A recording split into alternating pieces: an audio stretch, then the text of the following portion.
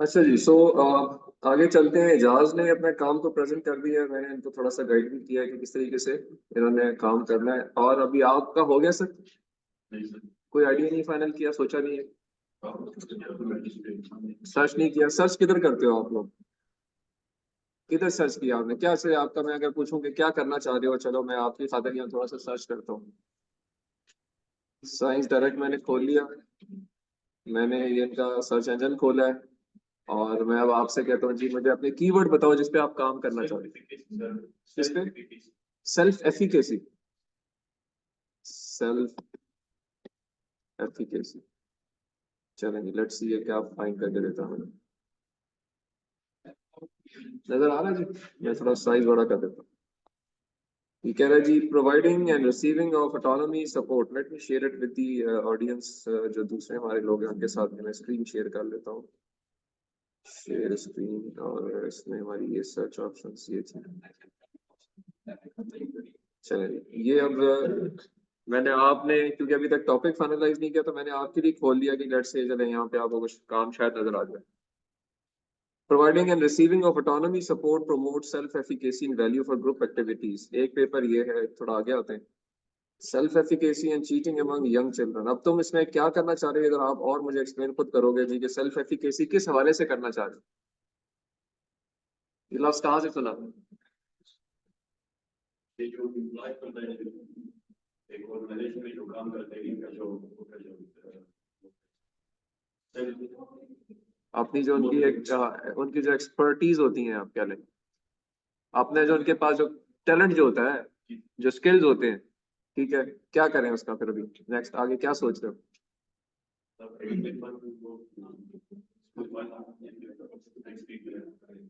नहीं, वो थोड़ा आइडिया ठीक सोच रहे हो आप, लेकिन अब उसको देखो ना, ये बहुत सारे पेपर्स नजर आ रहे हैं। आप सेल्फ एफिकेसी ऑफ वर्कर्स की बात कर रहे हो, है ना? देखते हैं इसमें कोई पेपर अलग से निकलता है।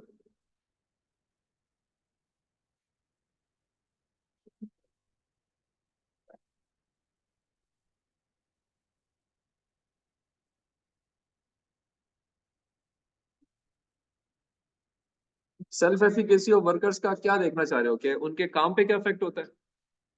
क्या इसमें कुछ तो पढ़ा होगा ना?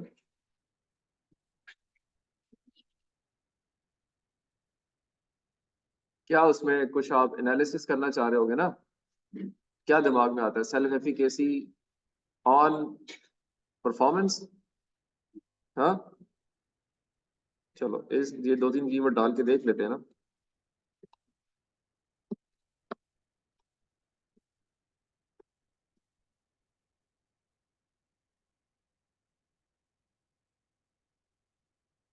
ये तो खैर अभी एक सर्च इंजन है ना, मैं इसमें अगर से अभी चला जाऊं जेस्टोर के ऊपर फॉर एग्जांपल, वहां पे भी कुछ सर्च किया जा सकता है।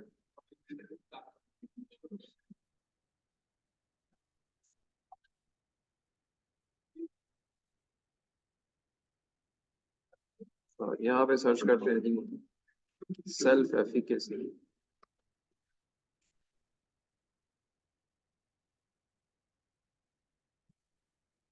और इधर भी सर्च कर लेते हैं एंड परफॉर्मेंस।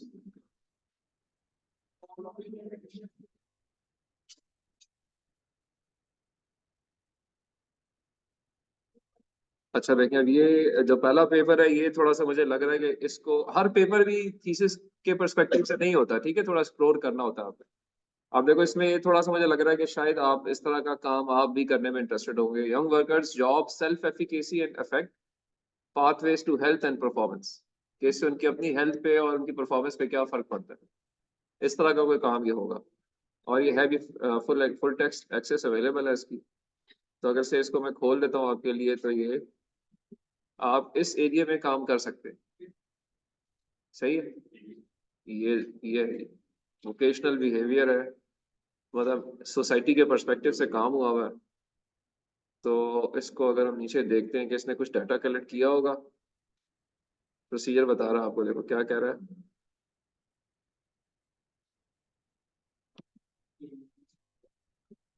क्यों हो गया भाई? चलो कोई बात नहीं, देख लेते हैं। ये कुछ देखो वेरिएबल्स डिफाइन कर रहा है इसके अंदर कि मैंने किस तरह से ये लेके चलना है काम को। मीडिएटर्स कुछ डिफाइन कर रहा हूँ, फिर नीचे इसने डाटा कलेक्ट किया होगा, रिजल्ट्स लिए हैं, ये देखो डाटा कलेक्ट किया है ये डाटा को रिजल्ट्स लिए हैं इसने, कुछ डाटा लिया है ना, उसमें क्वेश्चन से सवाल जवाब किए हैं, उनको फिर लिकट स्केल के ऊपर जमा किया है, काउंटिंग की है, SPSS को यूज किया है। तो आप इस पेपर को लेके चल सकते हो एज योर, इसी तरह का काम आप कर लें। ठीक है, इसने कहीं और किया होगा, आप इसको अपने ऑर्गेनाइजेशन में, अपनी इन्वायरमेंट में ले चलें। ठीक है, तो I think you can take this as your thesis title. ठीक है, ये यहाँ पे जो बोला था हमने, पहला पेपर है। ठीक है,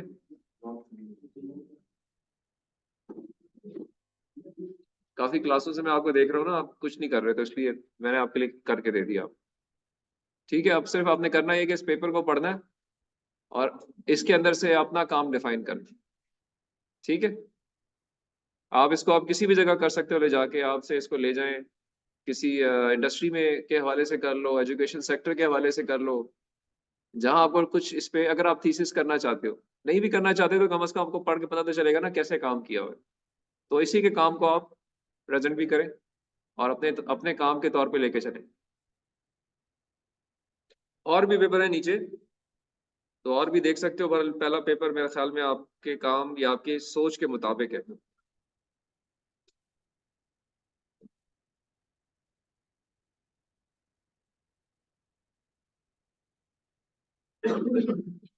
ये वाला पेपर भी आप देख सकते हो, यहाँ जो है,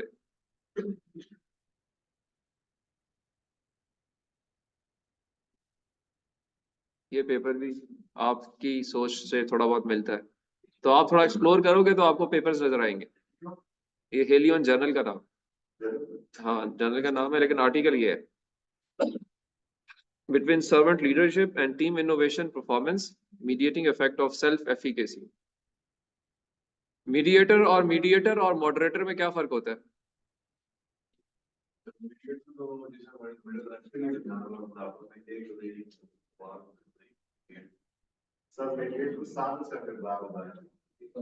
ओके, मॉडरेटर क्या होता है फिर? मॉडरेटर लाइक होता है कि आप जो है वो एक बंदे की चीज लेकर उसको रीडिफाइन बाय मॉडरेटर के पास हाँ, नहीं हो सकता। देखिए आपने आपने शोज देखे होंगे ना, उसमें एक मॉडरेटर होता है। हाँ, लाइक इस वक्त अभी मैं यहाँ पे अगर आपकी प्रेजेंटेशंस ले रहा हूँ तो मैं मॉडरेट कर रहा हूँ ना, मैं आपसे कहता हूँ आए आप आके करें, फिर अगले को टाइम देता हूँ, उसको मैनेज करता हूँ, फिर अगले को, लेकिन मैं डायरेक्टली इफेक्ट नहीं हो रहा इससे। आप डायरेक्ट किसी चीज के बारे में बात कर रहे हैं तो मॉडरेटर जो है, its its role is perpendicular to the overall situation. वो आपको लिंक कर रहा होगा दो वेरिएबल्स को, बट डायरेक्टली इफेक्ट नहीं हो रहा होगा। वेर एज मीडिएटर जो है वो उसके थ्रू जाते हैं आप, यानी वो बीच में एक है कि एक वेरिएबल मीडिएटर का होता है, उसका वहां इम्पैक्ट देखा जाता है, फिर उसका तीसरी चीज पे इम्पैक्ट चेक किया जाता है। तो मीडिएटर और मॉडरेटर में एक वाजे फर्क है, आप इसको एक्सप्लोर भी करना है, आपने जाके देखना है, थोड़ा इसको पढ़े जाके कि कब मीडिएटर होता है कब मॉडरेटर होता है। It's a good learning, but मोटे तौर पे इट्स समथिंग लाइक दिस। तो इसकी अच्छी एग्जांपल्स जो है मैं भी आपसे शेयर कर लूंगा ग्रुप पे, आप उसको भी पढ़ लीजिएगा। बट ये कि यहाँ पे mediating effect of self efficacy से मुराद ये है कि उसको बीच में रखा गया होगा और उस इन दो चीजों का इम्पैक्ट चेक किया गया होगा थ्रू सेल्फ एफिकेसी। यानी सर्वेंट लीडरशिप अगर सेल्फ एफिकेसी है तो परफॉर्मेंस इनोवेशन कैसी आ रही है, इस तरह की बात की गई होगी। ठीक है, तो आप इसको जब पढ़ोगे तो आपको और अच्छा आइडिया होगा। तो एक ये पेपर भी आप लेके चल सकते हो, इसको भी अपना टाइटल बना सकते हो। हाँ हाँ हाँ, चैट जीपीटी वाला मैंने वो आपने देखा कि वो जर्नल में पब्लिश हो गया और वो उनको पता ही नहीं चला। मतलब वो जर्नल पब्लिश हो गया, अब इससे पता चलता है कि वो रिव्यू प्रोसेस में, उस जर्नल का रिव्यू प्रोसेस जो था वो वीक था। उन्होंने इतनी बेवकूफ़ी दिखाई कि वो ऑनलाइन चला गया, और अब वो उनकी जो इस पे बेइज्जती होगी, हो रही होगी, अब वो उसको रिट्रीट करेंगे।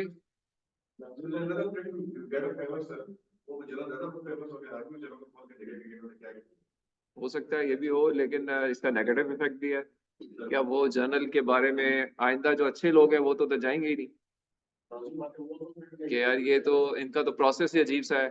ये एटलीस्ट कुछ लोग फायर हो जाएंगे सिस्टम में, अब जो थे सारे शायद बुरे नहीं होते, लेकिन जो जिन्होंने इसके जिस प्रोसेस में जो डले हैं वो पूरा चैनल चेक होगा कि जी कौन इसका एडिटर था, कौन इसके रिव्यूअर्स थे, रिव्यू हुआ कि नहीं हुआ।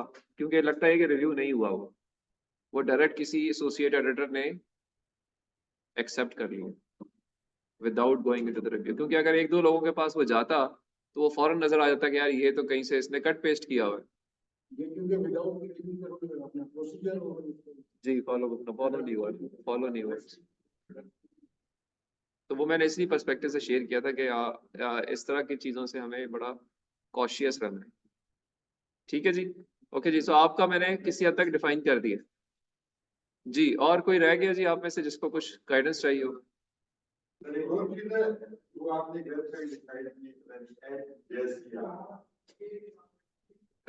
HJCR, मैंने JCR की बात की थी। JCR web of science publish करता है।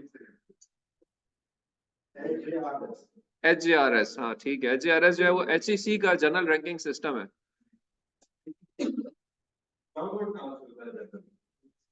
जर्नल पूरा तो डाउनलोड होता भी नहीं है, उसके अंदर रिसर्च पेपर पब्लिश होते हैं ना।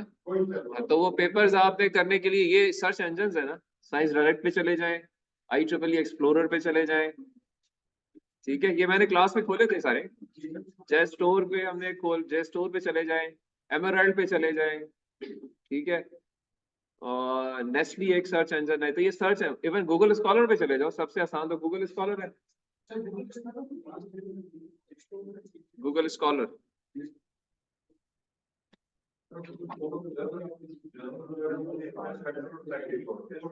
वो इतना अच्छा नहीं है, बट ये कि चले, मैं उनके सवाल का जवाब दे रहा हूँ ना कि तू स्टार्ट विद सबसे आसान है कि जी इधर सर्च कर ले आप। ठीक है, लाइक मैं देखना चाहता हूँ जी impact of modern technology on education. ठीक है, तो ये पेपर दे देगा। सर्च मैं करूँ? ये थोड़ा सा आपने करना है ना, मैं भी आपको कर दूंगा थोड़ा अब मैं आपका भी कर देता हूँ, कर देते हैं। तो इस तरीके से देखिए यहाँ पेपर्स अवेलेबल हैं, आप इधर से भी एक्सप्लोर कर सकते हो। फिर आगे जाके देखना है कि ये पेपर किस जर्नल में या किस कॉन्फ्रेंस में पब्लिश हुआ है और वो अच्छी है कि नहीं है, वो हमने अलग से पढ़ा हुआ। तो इधर एक्सप्लोर कर ले, और ये 3-4 ऑप्शंस हैं इस तरह की। ठीक है, तो अब ये जैसा से हमने यहाँ ये सर्च किया था साइंस डायरेक्ट के ऊपर, आप क्या सर्च करना चाह रही हैं जी बताएं, हम यहीं पे कर लेते हैं। क्या टाइटल लिखो?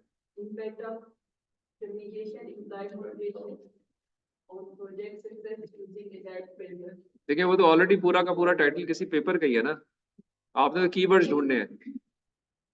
वो पेपर का टाइटल लग रहा है मुझे जो आपने सिलेक्ट किया हुआ है। कम्युनिकेशन एंड एम्प्लॉय, क्या है एम्प्लॉयमेंट?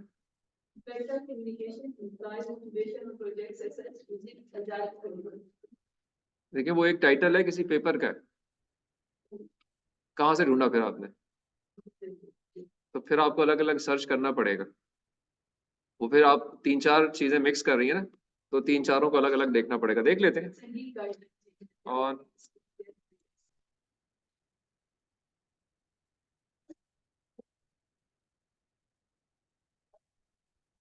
इनफैक्ट आप जो है ना कुछ वेरिएबल्स के दरमियान निकाल रही हैं वेरिएबल। आपको देखो डेफिनेशन देखनी पड़ेगी कि एजाइल नेटवर्क होता क्या है, उसके कुछ बाउंड्स होंगे, पहले उसको देखें आप। What is agile network? आपका जो डाटा कलेक्ट होगा ना वो एजाइल नेटवर्क के डेफिनेशन के तहत कलेक्ट होगा। पहली बात हो गई। बाकी फिर 2 वेरिएबल्स हैं जिनको आपने देखना है। एक आप कह रही हैं कम्युनिकेशन, और एक है एम्प्लॉय मोटिवेशन। अब यहाँ पर प्रज्यूमली कम्युनिकेशन है एम्प्लॉय कम्युनिकेशन, के वो कम्युनिकेट कर रहा बात, और आप उसका इम्पैक्ट देख रही हैं किसी परफॉर्मेंस के ऊपर। तो अगेन एक आपको अब रखना पड़ेगा कि जी किसको मैं as I would say sector को टारगेट करूं जहां पे ये तीनों चीजें अवेलेबल हो। एम्प्लॉय हो, उसकी एक परफॉर्मेंस एम्प्लॉय से रिलेटेड हो। अब एम्प्लॉय की 2 चीजें हैं, कम्युनिकेशन और उसकी मोटिवेशन, जिसका फोकस रखना है आपने। तो अब जो क्वेश्चनर बनेगा वो इस तरह बनेगा जिसमें एम्प्लॉय से सवाल जवाब किए जाएंगे, और कम्युनिकेशन और मोटिवेशन पर्सपेक्टिव से परफॉर्मेंस के ऊपर वो जवाब देगा, जिसको आप गैदर करेंगी और फिर अकॉर्डिंगली अपना आप एनालिसिस करके देंगी जी कि मैंने एजाइल नेटवर्क के थ्रू ये सारा डाटा कलेक्ट किया है और अब मैं ये मेरे रिजल्ट्स हैं। अच्छा, अब एग्जैक्टली शायद ये चीज ना मिले आपको, बट कुछ वेरिएबल्स का, कुछ वेरिएबल पे इफेक्ट के लिए क्वेश्चन मिल जाएंगे, आपको आइडिया हो जाएगा क्वेश्चन बनाया कैसे जाता है।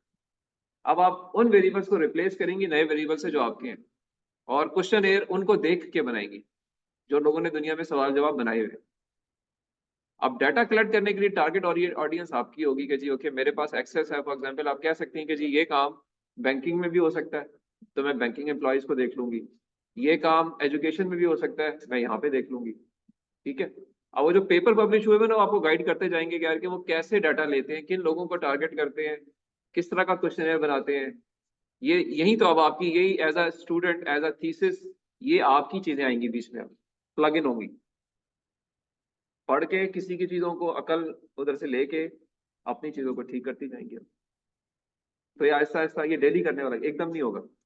रोजाना इसको टाइम दें, 1 2 3 दिन 4 दिन में आपको आइडिया हो जाएगा मैंने क्या करना है। 5वें दिन आप क्वेश्चन पे काम शुरू कर देंगी। अगले हफ्ते में आप क्वेश्चन के सवाल जो आप कुछ फाइनलाइज कर लेंगी। फिर इनको इनकी करेक्शन पे कुछ टाइम लग जाएगा, फिर टारगेट ऑडियंस को ढूंढने में टाइम लग जाएगा। तो Aahista Aahista Aahista Aahista day by day काम होगा। ये चीज नहीं होगी कि आपको कोई चीज बनी बनाई मिल जाएगी से कि आज आपको सुपरवाइजर कह जी कि ये है बस शुरू हो जाओ। इट्स योर लक कि ऐसा कोई रिसर्च पेपर आपको मिल जाए जिसपे सिमिलर काम हुआ हो। अब आप कह रही हैं कि नहीं है वो पेपर, बस मुझे सिर्फ सुपरवाइजर ने टारगेट दिया है, तो फिर आपको खुद बनाना पड़ेगा सारा काम। ठीक है। तो ये आहिस्ता आहिस्ता काम होता है। अगर आप डेली टाइम देंगी तो आप एक हफ्ते बाद अच्छी होंगी, अगले हफ्ते और अच्छी होंगी। ठीक है। तो डायरेक्शन इस तरह से होगी। लेकिन यह पेपर यहाँ पे इसको आप सर्च कर सकती हैं। लाइक मैं अगर सिर्फ अभी एक वेरिएबल को देखूं कि एम्प्लॉय कम्युनिकेशन ऑन परफॉर्मेंस, शायद इसमें, क्योंकि मेरे जो दो इसमें, बल्कि मोटिवेशन को देख लेते हैं एंड परफॉर्मेंस, इन दो का रिलेशनशिप पे जो पेपर्स हैं वो यहाँ शो हो जाएंगे। अब ये इधर कुछ इसने इस पेपर में बात की हुई है इसके ऊपर। अब ये आपने इसको एक्सप्लोर करना है, देखना है, पढ़ना है, इनमें से सिलेक्टेड कुछ पेपर फाइनलाइज करने हैं। सर्च इंजन ये भी है, सर्च इंजन यहाँ भी है, और भी हैं। आप एक्सप्लोर करते जाएं पेपर्स। पहला स्टेज यही होता है कि करेक्ट पेपर्स तक पहुंचना। फिर दूसरी स्टेज आती है कि उनमें से अपने काम की चीज निकालना। तीसरी चीज आती है कि उसको फिर अपने लिहाज से मुसलमान करना, और फिर डाटा कलेक्ट करना और आगे चलाना। But again I am repeating, लेकिन ये रेगुलर करने वाला काम है, एक दिन में नहीं मिलेगा। ये इसी वजह से थीसिस करना जो है वो आसान नहीं होता, क्योंकि इसमें सेल्फ रास्ता ढूंढना है। दीवार है, अब आपने खिड़की जंप मारनी है, क्या करना है वो आपने इसके दौरान सीखना है। तो इसलिए इसमें थोड़ा टाइम लग जाता है। ठीक है, आई होप मैं आपके सवाल का जवाब दे दिया। थोड़ा सा इसको डेली करें, हो जाएगा इंशाल्लाह। मायूस नहीं होना, रुकना नहीं। ठीक है जी, और कोई किसी का सवाल? जी। मैं रिजल्ट पेपर की बात तो कर रहा था कुछ, तो उसके अंदर सर जो मटेरियल है वो रिसर्च पेपर का वो बहुत आउट क्लास है। मतलब जो मेनली जिस पेपर पे काम करने जा रहा हूँ उसको वो राम वो बोल चलता है। सही। अब जो उसकी क्वालिटी में चेक करते हुए जहाँ फंसा हुआ था, मैंने आपको डिसाइड भी किया, मैंने राइटर भी चेंज किया था। मुझे जो सुपरवाइजर उन्होंने मुझे कहा कि आप जो स्टडीज करें जो आपका बैठना है एकेडमिक है, हाँ। मतलब प्रोजेक्ट मैनेजमेंट में, तो आपकी इस टॉपिक के अंदर प्रोजेक्ट मैनेजमेंट नहीं आ रहा, ऑर्गेनाइजेशन परफॉर्मेंस आ रहा है, ये प्लानिंग प्रेजेंटेशन। तो मैंने इसको थोड़ा सा मतलब रिफाइन किया, उसका टॉपिक वही रखा है, लेकिन उसमें project management adjusting personal biases in project performance in banking project, वो जो मैं काम कर रहा था वो उसी तरह का क्वेश्चन माय क्वेश्चन। जैसे भी एक journal of research in humanities and social sciences, ठीक है। सर्च करता हूँ, हाँ। तो मेरे पास journal of research in humanities आता है, आगे सोशल साइंस नहीं आता, या सोसाइटी नहीं, आप आता है। कहाँ सर्च कर रहे हैं? HJRS पे सर्च कर रहे हैं? मतलब मैं ये फोकस के ऊपर कर रहा हूँ, नहीं आ रहा ना, तो फिर देखिए उसका वजह ये है कि फिर ये जर्नल नहीं होगा उनके पास, ये एक इंडेक्स जर्नल नहीं होगा। लेकिन मैंने कहा था कि ठीक है, अगर आप समझते हैं कि जी मैं जिस जर्नल से देख रहा हूँ मुझे उसके काम की समझ आ रही है, बहुत अच्छा काम किया हुआ है उसने, जर्नल इंडेक्स नहीं भी है, स्टिल उसको आप उससे आइडिया लेके काम लेके चल सकते हैं। अब आपको एडिशनल क्या करना चाहिए कि जो जर्नल इंडेक्स है, जो आप कह रहे हैं कि जी यहाँ तक है, अगला जर्नल शायद नाम बताएं, फॉर एग्जाम्पल क्या कह रहे हैं आप? International research in humanities, journal in journal of research in humanities and social sciences. International journal of research in humanities. अच्छा ये जर्नल तो यहाँ नहीं है, बट मैं इसका नाम चेंज करता हूँ, ह्यूमैनिटीज एंड सोशल साइंसेज। ये देखें, ये नजर आ रहा है जर्नल, या नीचे एक Fudan journal of humanities and social sciences है, फिर journal of Siberian federal university humanities. In journals के अंदर जो पेपर्स पब्लिश हुए ना, उनको एडिशनली अपने पास पढ़ के देखें कि उनमें ऐसे कोई पेपर पब्लिश हुए हैं जो इस तरह का काम कर रहे हैं जो आप करना चाह रहे हैं। नहीं समझ आई या आई? चले मैं इसको आपकी खातिर थोड़ा सा और एक्सप्लेन करता हूँ।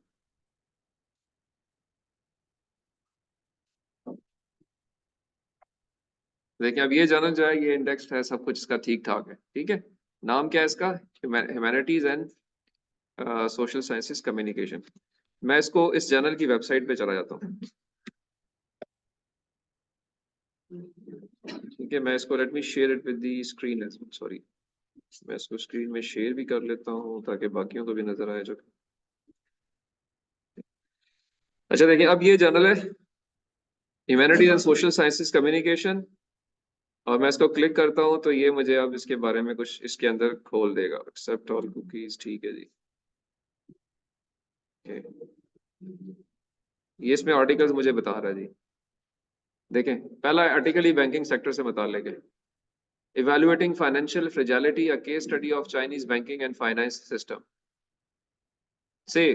शायद ये आपके काम आपकी तरह का काम है या नहीं भी है, लेकिन आर्टिकल्स यहाँ नजर आने शुरू हो गए। अब मैं से इससे एज्यूमिंगली कि यही काम आप भी करना चाह रहे हैं, जो उस जर्नल में आप जिसको देख रहे हैं उसमें इसी तरह का काम हुआ हुआ है, लेकिन वो जर्नल इंडेक्स नहीं है, ये जर्नल इंडेक्स्ड है। तो let me open some of the papers जो कि यहाँ पे आपके काम से रिलेटेड पब्लिश हुए, ठीक है। अब मैंने इसको खोल लिया, ठीक है। इसकी मैंने इसको देखना शुरू किया, और मुझे लगता है यार कि ये मैं यहाँ से भी गाइडेंस ले सकता हूँ अपने काम के लिए, समझ गए? आप फोकस उस पर ही रखें, इन पेपर्स को साथ बीच में इंटीग्रेट कर लें, ऐड कर लें to improve the content of your work. Because आपका काम तो मुख्तलिफ कामों से मिलके बनेगा ना, उसमें एक काम वो हो जाएगा जो आपने जिसको आप ज्यादा फोकस कर रहे हो, उससे उसको आप 70% देख रहे हो, 25% इसको देख लोगे, 5% किसी और को देख लोगे, 1% किसी और को देख लोगे, और सबको कंबाइन करके अपने काम को रिफाइन कर लोगे। क्या मैं समझा पाया आपको? यस। मैं समझ गया, तो आपने रेफरेंस के लिए पेपर्स को जितनी अच्छी इंडेक्सिंग है, मतलब हर पैरामीटर है ऑलरेडी बने हैं, उनको मैं अपने साथ रखे रखे टू माय पेपर रिसर्च। हाँ हाँ हाँ हाँ और जो काम मैं करूंगा, जो सेल्फ पेपर एलोकेशन इंडेक्शन नहीं है, लेकिन हाँ मेरा मैं जो चाह रहा हूँ मटेरियल मुझे वहां से मिल रहा है। हाँ हाँ, सही है। तो आप देखें, आप खुद जब पब्लिश करोगे तो किसी अच्छे जर्नल में करोगे ना। देखिए हो सकता है बेचारा कोई गरीब आदमी था, उसको नहीं समझ आई इस टाइम पे, उसने अच्छा काम करके किसी नॉन इंडेक्स जर्नल में पब्लिश कर, आपको लगा काम अच्छा है मुझे लेके चलना चाहिए, आप उसको लेके चले, आप उसको इम्प्रूव करें with these papers to make it publishable with your name in some good journal, ठीक है, चल सकते हैं। आई होप आपके सवाल का जवाब मिल गया, तो थोड़ा सा इस लिहाज से इसको आप देख लें। और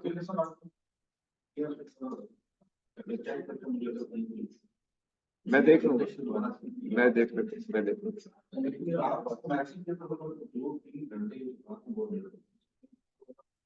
सही।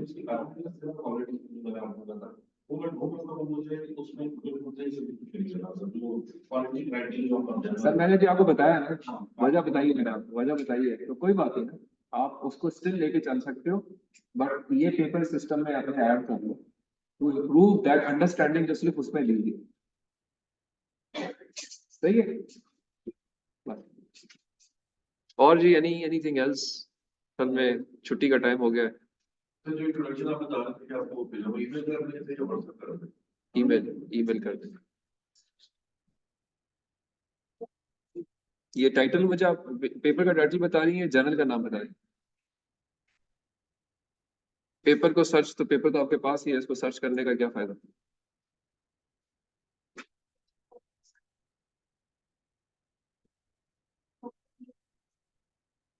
ओके अभी आप मुझे बताएं क्या इसमें लिखा हो।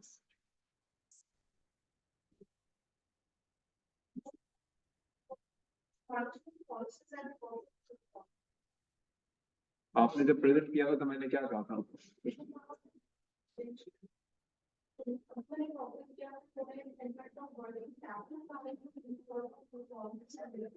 एक मिनट, वर्किंग बताएं।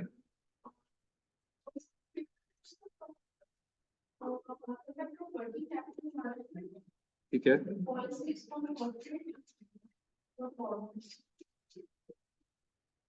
पॉलिसीज। देखिए अब आप पॉलिसी तो नहीं बना सकती ना, आप तो अभी एक रिसर्चर है, तो थोड़ा सा ये अगेन ठीक नहीं है, मेरा ख्याल में ठीक नहीं है। इधर पे दिखाएं पेपर मुझे क्या लिखा हुआ है। Global Business Review, Impact of Working Capital Management Policies on Corporate Performance and Empirical Study.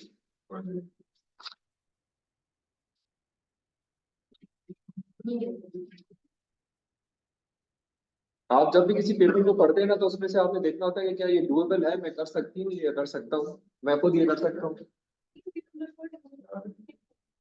मेरा पॉइंट वही है, देखिए पढ़ता भी बंदा वही है जिसको आप जब स्क्रॉल करके ये एस्टेब्लिश करने के ये डूएबल है मेरे लिए, मेरी मेरी implementation।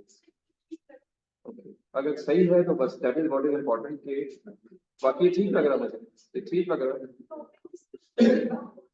आप इसका क्वेश्चन है कैसे ले लीजिए या कैसे बनाएंगे, क्योंकि सवाल जो आप करके चीजें इकट्ठी हुई है ना, अगर आप वो कर सकती हैं और इसमें से वो चीज फिगर आउट कर सकती है तो ये पेपर ठीक है, आप लेके चल सकती है, आइडिया ठीक है।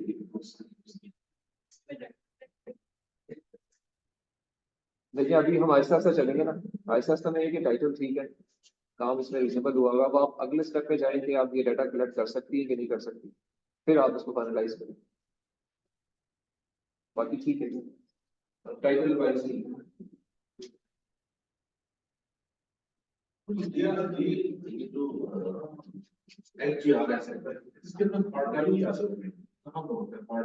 क्वार्टाइल यहाँ पे नहीं होता सर, क्वार्टाइल के लिए स्कोपस पे जाना पड़ता है, ठीक है। इम्पैक्ट फैक्टर के लिए आपको वेब ऑफ साइंस पे जाना पड़ता है। देखिए यहाँ पे मैं लिखूंगा ना जनरल ये से कंप्यूटर नेटवर्क्स, तो ये मुझे अभी बताएगा जी ये जर्नल है, इसको मैं खोलता हूँ स्कोपस पे। सर आप क्लास में इसका मतलब अटेंटिव नहीं बैठते, बड़े डिटेल में बात हुई हुई है। देखिए ये स्कोपस में भी सर बात हो नहीं सकता कि पता नहीं, मेरे ख्याल में तो हुई है। दोबारा देखें, हो सकता है आपने 2 स्पीड पे किया हो ना बीच में, इसलिए निकल गया होगा।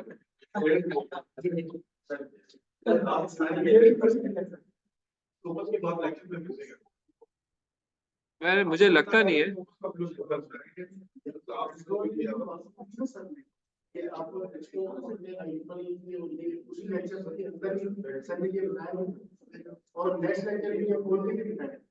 किया तो था सर, मुझे याद पड़ता है किया था, लेकिन चले आप दोबारा एक दफा लेक्चर भी देख लीजिएगा, और वैसे चलें अगर नहीं भी किया तो मैं अभी आपके सामने इसको मैंने खोल भी लिया है। स्कोपस का ये SJR सर्च इंजन है, स्कोपस जर्नल रैंकिंग सिस्टम। आप नाम लिखते हैं, ये आपको जर्नल के बारे में इंफॉर्मेशन दे देता है सारी। ये अब से मैंने इस वक्त खोला हुआ है कंप्यूटर नेटवर्क्स, तो ये इसके बारे में बता रहा है कि जी ये कहाँ पब्लिश होता है, इसकी डिटेल्स क्या है। और जब नीचे आते हैं तो देखिए यहाँ पे इसने ना इसके क्वार्टाइल्स बताए हुए हैं कि 2022 में ये क्वार्टाइल 1 का जर्नल है, Q1 जर्नल है। क्यों जी, किसी को याद नहीं आ रहा कि हमने ये बात की हुई है क्लास में? सर हुई थी ये बात, हुई थी ना बात? ये सर हुई थी, ये क्वार्टाइल का हुआ था, इम्पैक्ट फैक्टर का हुआ था, मेडिलियन चेक किया था हमने। तो यहाँ पे हमने देखा, इधर नीचे जाके मैंने आपको कहा था SJR वैल्यू इसकी 1.63 है, और ये क्वार्टाइल 1 का जर्नल है, ये लिखा।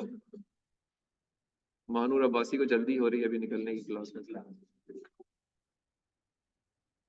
तो ठीक है जी, देखिए अब ये इस तरह से क्वार्टाइल मेंशन है। स्कोपस बताता है आपको क्वार्टाइल्स, वेब ऑफ साइंस बताता है JCR के थ्रू इम्पैक्ट फैक्टर, और जर्नल इटसेल्फ उसकी वेबसाइट पे चले जाए तो और बहुत सारे पैरामीटर नजर आएंगे आप। HJRS भी कुछ चीजें आपको बताता है, वो अलग से आपने देखनी है। तो इनको एक्सप्लोर करके आप अपने आर्टिकल को पढ़ते हैं और खुद पब्लिश भी जब करते हैं तो इस तरह की चीजों को सोच समझ के करते हैं बस, क्योंकि ये कुछ इंटरनेशनल स्टैंडर्ड्स हैं जो कि ये बताते हैं कि जी अच्छी क्वालिटी है इन चीजों की जिनको आप देख रहे हो, बस इस वजह से इनको आप देखना पड़ता है। हैफजरत आपने चीज़ें नहीं पढ़नी, क्योंकि आजकल जो हमारी इंटरनेट है ना, उस पर चीज़ें रिव्यूड नहीं होती हैं, वो लोगों के आइडियाज़ होते हैं। बस मेरी ख्वाहिश थी, मैंने कुछ भी लिख के कर दिया, तो वो फिर गलत चीज़ फ्लोट करनी हो शुरू हो जाती है। इस वजह से इन चीज़ों को देखना ज़रूरी है। हाँ जी, कोई सवाल जवाब कोई और किसी का? चलें जी, ओके फाइन। आई थिंक एक क्लैरिटी काफ़ी सारी चीज़ों में आप लोगों को भी आ गई होगी। हम इसके बाद अब आगे चलेंगे, नेक्स्ट क्लास में हम डिस्कस करेंगे डिफरेंट रेफरेंसिंग सिस्टम्स को डिस्कस करेंगे इंशाल्लाह अगली क्लास में, ठीक है? और फिर देखते हैं कि वहाँ पे आप अपने आइडियाज़ के ऊपर रिफाइनमेंट शुरू करें, पेपर्स पढ़ना शुरू करें, चीज़ें शॉर्टलिस्ट करें, और जो स्टैंडर्ड पैटर्न मैं आपसे शेयर किया हुआ है एक प्रपोजल डॉक्यूमेंट का, उसके मुताबिक चीज़ें अपनी थोड़ी-थोड़ी हाइलाइट करना शुरू करें। That's all. इंट्रोडक्शन आपने लिख लिया है, नहीं भी लिखा तो रिफाइन कर लें। अब हम नेक्स्ट जाएंगे लिटरेचर रिव्यू पे, जब मैं रेफरेंसिंग सिस्टम आपको पढ़ा दूंगा कि लिटरेचर रिव्यू कैसे लिखना है, ठीक है? थैंक यू जी। ऑनलाइन पार्टिसिपेंट कोई सवाल आपका है तो बताएं। मैंने फाइनल टॉपिक ये बनाया तो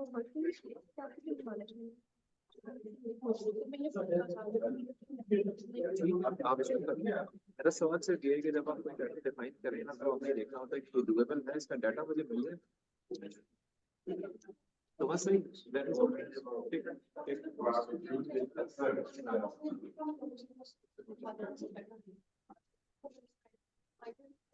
हाँ इससे होता है, देखो डाटा में क्वेश्चन और सैंपल साइज की हम जो है ना वो ये बात हम कर रहे हैं बड़ी कोई बड़ी बात कर रहे हैं, तो इसके लिए हमें ये श्योरिटी करनी थी कि इतना सही हो कि जब रिजल्ट्स आए तो मैं समझ कर सकूं कि ये सब है।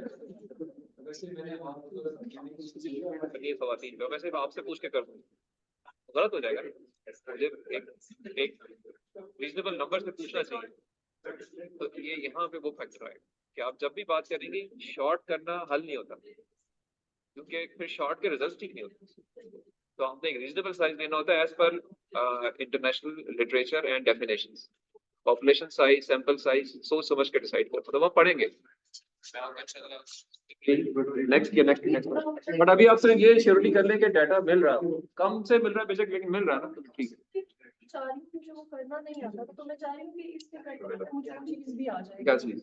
लाइक जिस तरह हम डाटा कलेक्ट करके फिल आउट कर रहे होते हैं, थीसिस में होता है हाँ, क्वेश्चनर लेते बनाते हैं ना आप, लिख रहे होते क्वेश्चनर आपको मिलेंगे ना क्वेश्चनर, जिनके उनको आपने अडेप्ट करना है, लोगों ने बना के रखे हुए रिसर्च पेपर्स में से आपको मिलेंगे क्वेश्चनर्स।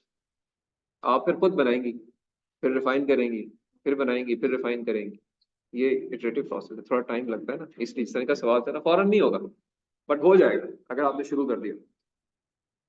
ठीक है, चलो ओके जी। ऑनलाइन तो कोई सवाल नहीं किसी का, ताकि मैं सेशन क्लोज कर दूं। अस्सलाम वालेकुम सर। वालेकुम अस्सलाम जी मैम, बताइए। सर महनूर फातिमा बात कर रही हूँ। सर मेरा जो टॉपिक था वो टोटली इंजीनियरिंग फेलियर एनालिसिस के ऊपर जा रहा था, जबकि आपने कहा था कि उसको प्रोजेक्ट मैनेजमेंट के लेंस के थ्रू देखें। तो सर वो पूरा टोटली डिफरेंट एक अप्रोच है, उसके अंदर डिफरेंट अप्रोचेस इन्वॉल्व हैं उस फेलियर एनालिसिस को देखने के लिए। तो और वो जो इंजीनियरिंग साइड वाला बिल्कुल ही एक डिफरेंट क्या कहते हैं सब्जेक्ट है। तो मैंने वो उन पेपर्स को जब रिसर्च करके पढ़ा, तो उसमें सारी प्रोजेक्ट मैनेजमेंट वाली जो अप्रोचेस हैं वो अप्लाई हुई भी हैं, like failure mode and effect analysis और सॉर्ट एनालिसिस हुआ है। जी तो जी, मैं और उन यही चीजों को चीज आपसे, लेके यही चलूं चीज आपको डॉक्टर यासिर सजेस्ट भी कर रहे थे, करना भी यही है आप। तो सर मैं वो इंजीनियरिंग वाली वो फिर अप्रोच छोड़ दूं, वो वाले पेपर्स को डेफिनेटली सिलेक्ट कर डेफिनेटली, देखिए ना मैडम, आपका जो टाइटल है वो, या जो आपकी डिग्री है वो प्रोजेक्ट मैनेजमेंट की डिग्री है ना, जी जी। तो आप फिर प्रोजेक्ट मैनेजमेंट के लिहाज से ही काम करेंगे। हाँ, आप मिक्स कर सकती हैं, अगर आप समझती हैं मेरी एफिशिएंसी दोनों तरफ है, तो आप दोनों को मिक्स कर सकती हैं। सर मिक्स फिर वो पेपर्स बिल्कुल ही अलग अलग हैं, उनको फिर मिक्स में मुझे कोई ऐसा पेपर मिल नहीं रहा जिसमें दोनों बातें मिक्स हुई हुई हों। पट्टी नहीं होगी ना, वो बातें तो अलग अलग ही हुई होंगी। आप चूंकि देखें एक ऑर्गेनाइजेशन के लिए काम कर रही हैं, अगर आप देखें कि आपने आईटीडी में आप हैं और आईटीडी को आपने ये इस पर्सपेक्टिव से देखना है, तो आईटीडी में तो दोनों चीजें देखी जाएंगी, प्रोजेक्ट मैनेजमेंट की जी पर्सपेक्टिव भी और टेक्निकल पर्सपेक्टिव भी। तो आप एज अ होलसम पिक्चर लेके चलेंगी, अगर आप उसको अपनी ऑर्गेनाइजेशन को कोई फायदा देना चाह रही हैं। हाँ, थीसिस के पर्सपेक्टिव से आप किसी एक को फोकस भी कर सकती हैं और दोनों पे भी चल सकती हैं, लेकिन आपको काम अलग अलग ही मिलेंगे। आप थीसिस स्टूडेंट का जी। काम यही होता है कि उसने फिर एग्जिस्टिंग नॉलेज को गैदर करके अपने एरिया पे अप्लाई करना होता है। ठीक हो गया सर। तो आई होप आपको मैं समझा पाया हूँ बात। जी जी सर। हाँ, तो अब आप देख लें आपकी लिमिटेशंस क्या है और उनमें आप कैसे किस हद तक अच्छा काम कर सकती हैं, वो थोड़ा सा आपने खुद इसको जज करना है based on your requirement and your environment. ठीक हो गया सर। और अगर सिंप्लीफाइड फॉर्म में टाइम में देखूं तो आपका अभी focus management side project management perspective से ज्यादा होना चाहिए। हाँ, फिर टाइम मिले और आपको लगे कि मैं दूसरा काम भी कर सकती हूँ तो फिर उसको भी ले आए बीच में। Right sir. ठीक है, तो थैंक यू वेरी मच। और एनी अदर क्वेश्चन जी? नवाजिश या नजीर, कोई सवाल? नहीं sir, thank you very much sir. Thank you sir, thank you. चलें जी, थैंक यू। बस closing the session, see you in the next class इंशाल्लाह। Right sir.